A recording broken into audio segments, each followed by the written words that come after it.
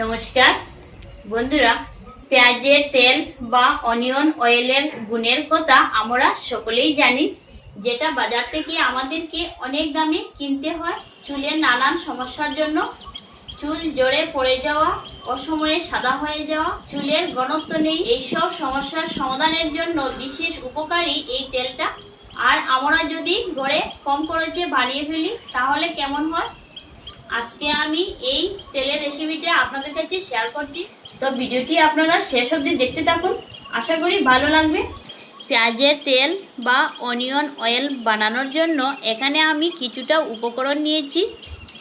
পেঁয়াজ, কয়েক রসুন, কারি পাতা, মেথিটা আগে থেকে জলে ভিজিয়ে নেওয়া, আর 3 চামচ পরিমাণ সর্ষের তেল।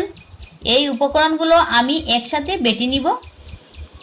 এই উপকরণগুলো বেটে নেওয়ার সময় কিন্তু জল ব্যবহার করা যাবে না। তো সব কিছু আমি ভালো মতো বেটে নিয়েছি। এবারে দ্বিতীয় পর্যায়ে চলে যাব। এখন আমি কড়াইয়ের মধ্যে ওই পেঁয়াজের মিশ্রণটা নিয়ে নিচ্ছি।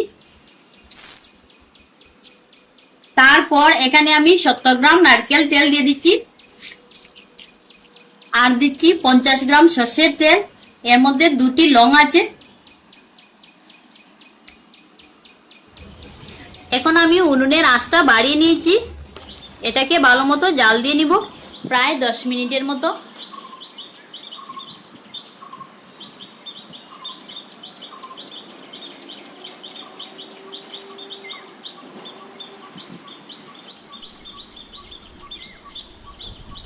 জাল দেওয়ার পর এর কালারটা ঠিক এমনটাই হয়েছে। এখন এই তেলটা আমি অন্য পাত্রের মধ্যে নিয়ে নিব। তার জন্য এই পাত্রের মধ্যে একটা সুতির কাপড় নিয়ে নিচ্ছি। এবারে আমি এই সুতির কাপড়ের মধ্যে তেলটা ঢেলে দিচ্ছি। এখন আমি এই সুতির কাপড়টা নিয়ে হাত দিয়ে চেপে চেপে ছেঁকে তেলটা বের করে নিচ্ছি। তো তেলটা আমি ভালো মতো ছেঁকে বের করে নিয়েছি। তেলটা ছেঁকে নেওয়ার পর 2টি ভিটামিন ই ক্যাপসুল আমি দিয়ে দিব।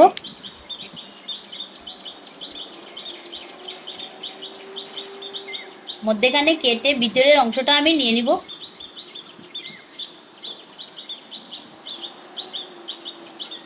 ভিটামিন ই ক্যাপসুলটা যে কোনো ঔষধের দোকানে পাওয়া যাবে।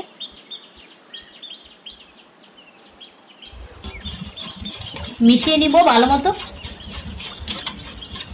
এই তেলটাকে কাচের বোতলের মধ্যে নিয়ে নিচ্ছি।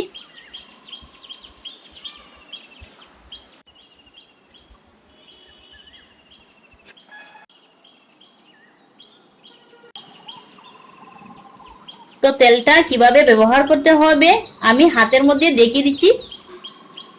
এইরকম চুলের গোড়ায় মেসেজ করে লাগিয়ে নিতে হবে। এইভাবে সপ্তাহের মধ্যে 2-3 দিন ব্যবহার করে নিলে 1 মাসের ভিতরে ফলাফল পেয়ে যাবেন। তো দেখলেন তো বন্ধুরা, কত সহজে আমি অনিয়ন অয়েলটা বানিয়ে নিলাম। তো কেমন লাগলো আপনাদের কাছে অবশ্যই কমেন্ট করে জানাবেন। এইভাবে আপনারাও একবার ঘরে ট্রাই করে দেখবেন। আর বন্ধুরা, ভিডিওটি ভালো লেগে থাকলে চ্যানেলটি সাবস্ক্রাইব করে আমাদের পাশে থাকবেন। তো ধন্যবাদ আপনাদের সবাইকে মূল্যবান সময় নষ্ট করে ভিডিওটি দেখার জন্য।